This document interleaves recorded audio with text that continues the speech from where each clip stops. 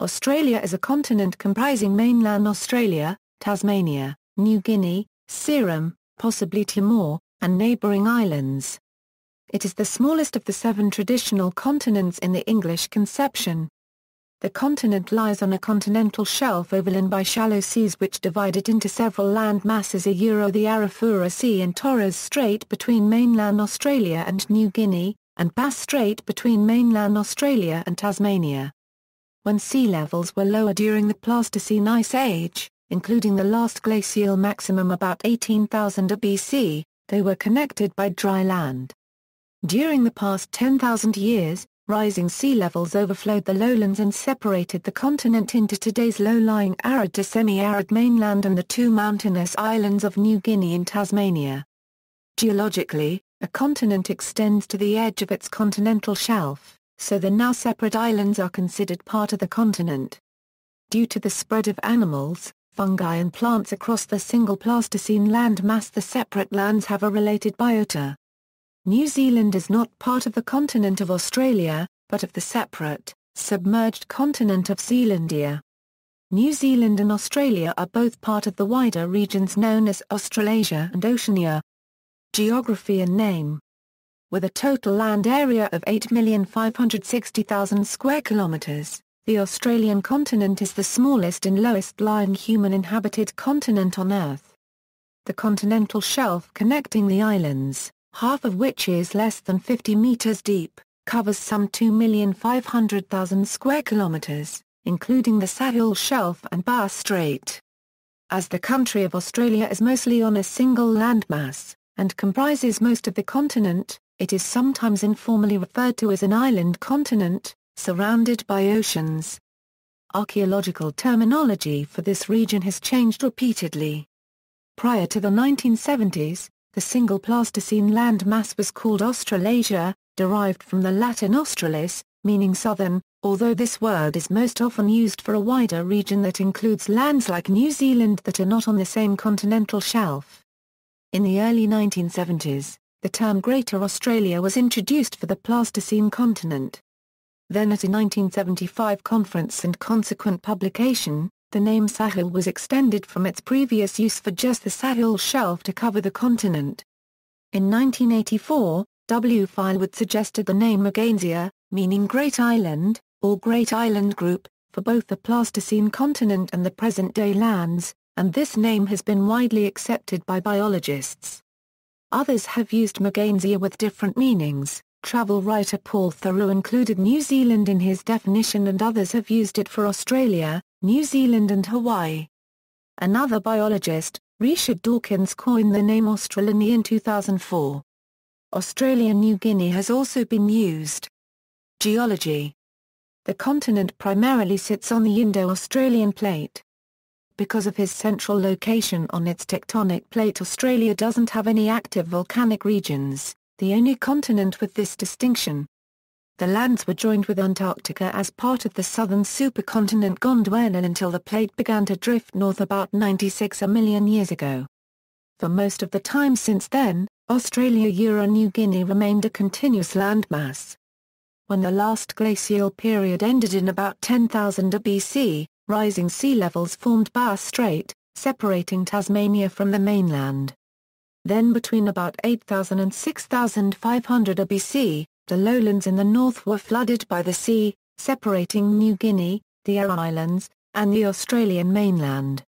A northern arc consisting of the New Guinea Highlands, the Raja Ampat Islands, and Halmahera was uplifted by the northward migration of Australia and subduction of the Pacific plate. The outer bandy arcade was accreted along the northwestern edge of the continent. It includes the islands of Timor, Tanimbar, and Seram. Biogeography. As the continent drifted north from Antarctica, a unique fauna, flora and microbiota developed. Marsupials and monochmes also existed on other continents, but only in Australia and New Guinea did they outcompete the placental mammals and come to dominate. Birdlife also flourished, in particular the ancestors of the great passerine order that would eventually spread to all parts of the globe and account for more than half of all living avian species. Among the fungi, the remarkable association between Cyterea guinea and its associated trees in the genus Nothofagus is evidence of that drift. The only other places where this association is known are New Zealand and southern Argentina and Chile. Animal groups such as macropods, monochmes, and cassowaries are endemic to Australia. There were three main reasons for the enormous diversity that developed in animal, fungal and plant life. While much of the rest of the world underwent significant cooling and thus loss of species diversity, Australia and New Guinea was drifting north at such a pace that the overall global cooling effect was roughly equaled by its gradual movement toward the equator. Temperatures in Australia and New Guinea, in other words, remained reasonably constant for a very long time, and a vast number of different animal, fungal and plant species were able to evolve to fit particular ecological niches. Because the continent was more isolated than any other, very few outside species arrived to colonize, and unique native forms developed unimpeded. Finally, despite the fact that the continent was already very old and thus relatively infertile, there are dispersed areas of high fertility. Where other continents had volcanic activity and/or massive glaciation events to turn over fresh, unleached rocks rich in minerals, the rocks and soils of Australia and New Guinea were left largely untouched except by gradual erosion and deep weathering. In general, fertile soils produce a profusion of life, and a relatively large number of species level of biodiversity. This is because where nutrients are plentiful, competition is largely a matter of outcompeting rival species, leaving great scope for innovative co-evolution as is witnessed in tropical, fertile ecosystems.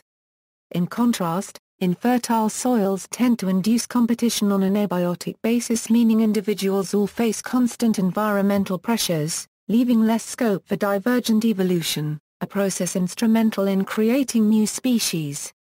For about 40 million years Australia and New Guinea was almost completely isolated.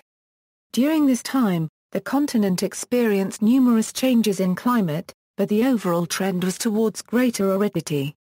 When South America eventually separated from Antarctica, the development of the cold Antarctic circumpolar current changed weather patterns across the world. For Australia and New Guinea, it brought a marked intensification of the drying trend. The great inland seas and lakes dried out.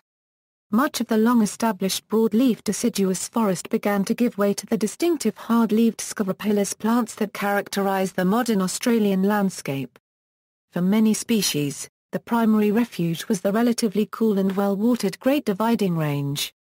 Even today, pockets of remnant vegetation remain in the cool uplands, some species not much changed from the Gondwanan forms of 60 or 90 million years ago. Eventually, the Australia and New Guinea tectonic plate collided with the Eurasian plate to the north. The collision caused the northern part of the continent to buckle upwards, forming the high and rugged mountains of New Guinea and, by reverse buckling, the Torres Strait that now separates the two mainland masses. The collision also pushed up the islands of Wallacea, which served as island stepping stones that allowed plants from Southeast Asia's rainforests to colonize New Guinea, and some plants from Australia and New Guinea to move into Southeast Asia. The ocean straits between the islands were narrow enough to allow plant dispersal, but served as an effective barrier to exchange of land mammals between Australia and New Guinea and Asia. Although New Guinea is the most northerly part of the continent, and could be expected to be the most tropical in climate, the altitude of the New Guinea highlands is such that a great many animals and plants that were once common across Australia and New Guinea now survive only in the tropical highlands where they are severely threatened by overpopulation pressures. Human habitation. Humans first populated eastern Wallacea, the rest of Sahul, and the Bismarck Archipelago from Sunday about 45,000 years ago, by a founding population estimated to have been at least several hundred, and having had relatively sophisticated watercraft. There was little subsequent population mixing between Wallacea and Sahul for about 30,000 years, and indeed relatively little mixing between the north and south and the east and west of Sahul after the initial dispersal of the population. See also: Outline of Australia, Pacific Islands, Paleoclimatology, Plate tectonics. References